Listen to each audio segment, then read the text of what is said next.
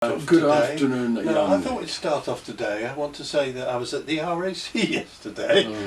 Guess what I had? Roast beef. Bloody roast beef. Bore the pants off me every time you go there. I know, but it's interesting. We talk about cars, and we were actually talking yesterday about the future of classic cars in general. Yeah. Is there a market that's going to go up, down? Are the present generation, do you think they'll be as interested? I think there'll always be a market, but it might be a little smaller. I just wonder whether, you know, with the IT and the electric cars, are the present generation going to be quite so interested as you and I, or our generation, obviously? Well, the answer is we don't know. I mean, you know, we can't get excited about these cars that are coming out just now because, I mean, when you look at all the SUVs, I mean, you know, it'd be difficult to pick out which one's which. Change the badge. But you know, you never know, you know, in 15, 20 years time or 25 years time, some of these people might think that they're classic cars and they want to own them, and they've got particular idiosyncrasies or whatever they have. Yeah. I can't see it myself, but you know, who knows these days? No, but I can't help feeling that, you know, the standard MG E-types and things, there'll always be people. It may be they'll have more difficulty getting the fuel, there may be restrictions, I mean, who knows, everything gets banned these days, but hopefully it is part of our history, and there'll be enough enthusiasts to keep it all going. So that was our conversation at the RAC really yesterday. Yeah. You know, mingled with a few drops of red wine and it would have been rude not to. Yeah, it would have been actually, yeah. Yeah, so yeah, you're right, you know, it could be, but on the other hand, it might be that as the youth gets older, they suddenly realise that their father's interest in classic cars wasn't all bad, and they take it over, or they decide to invest in it as well. Entirely. You know, you just don't know. But I think the suspicions of, can you think of the cars that are being brought out today as becoming future classics? The answer is, in my book, no. No, you might get the odd super duper Ferrari or Porsche or something, yeah. But I mean that's limited to how many people can ever afford a it. Lamborghini or some such thing, or maybe a McLaren. Yes, that's true. But I mean, apart from that, no. Maybe the odd Aston Martin, if it goes, if it's still around. You know, there we go. Yeah. But I agree. It's watched its space anyway. But I don't think you're going to see the huge sort of investment price rises that you've seen in the past.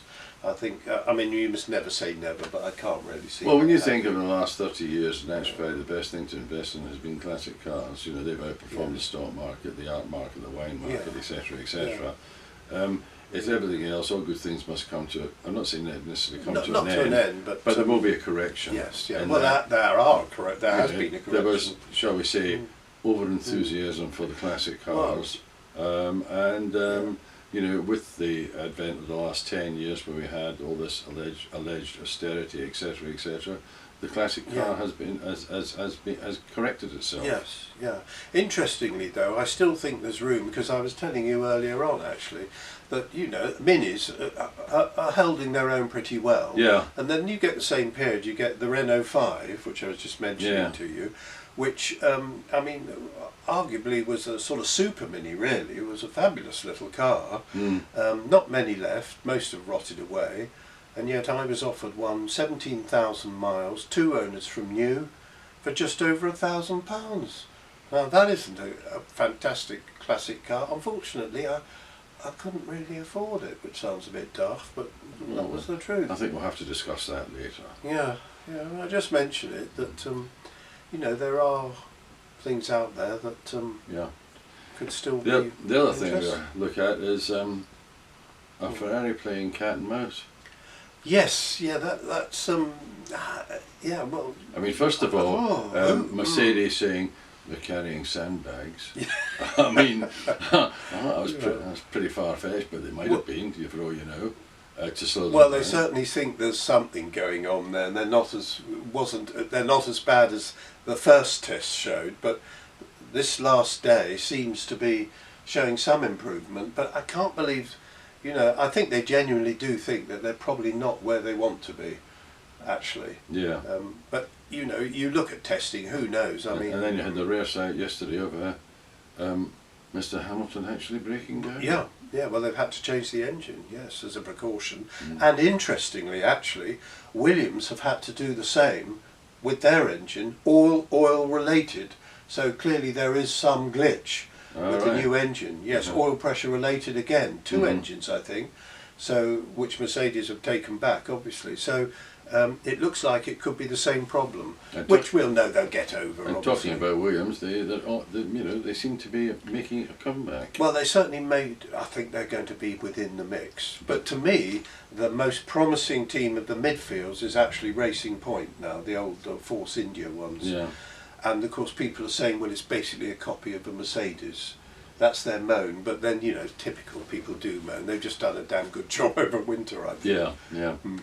Yeah, they certainly seem to have got the mojo there. Definitely. Yeah, But yeah. you know, like them all though. I mean, McLaren, Williams, Racing Yes, Point. yeah, absolutely. You know, It's gonna be very close. they're all sort of have made advances. So the proof of the pudding will be when the first Formula One Yeah, and actually takes place. Absolutely. And where is that going to be? Is it Australia? Yeah. It normally is. Will it take place? Well, I was going to say, you know. I mean, all these health and safety freaks are cancelling everything all over the place. Yeah, well, you don't look too good yourself, actually. You should, you know. I can assure I'm you. not too sure. You got, you know, the virus. I'm in very good health. Just because you're in the pink. Yeah, well, I'm so far so good, actually. Well, mind you, I don't feel too good myself, actually. Yeah, but that's known as a hangover. Yeah, very true, very true. It was nice red wine, I must admit. Yes, I did enjoy that. Okay, we've now gone full circle. Yeah. We've gone back to the Yes. roast beef and the red wine. So at that actually happy point, I think we should say all right. we've had enough. Yes, okay. Yeah, yeah. Well, It's a filthy day outside, actually, too, isn't Yeah, it? it is. Really, Actually, it's not very pleasant at all. No, let's leave it on a high note. Yeah. Yeah. Okay. Okay. I think that's enough Yep. today. Okay. Au revoir. Au revoir.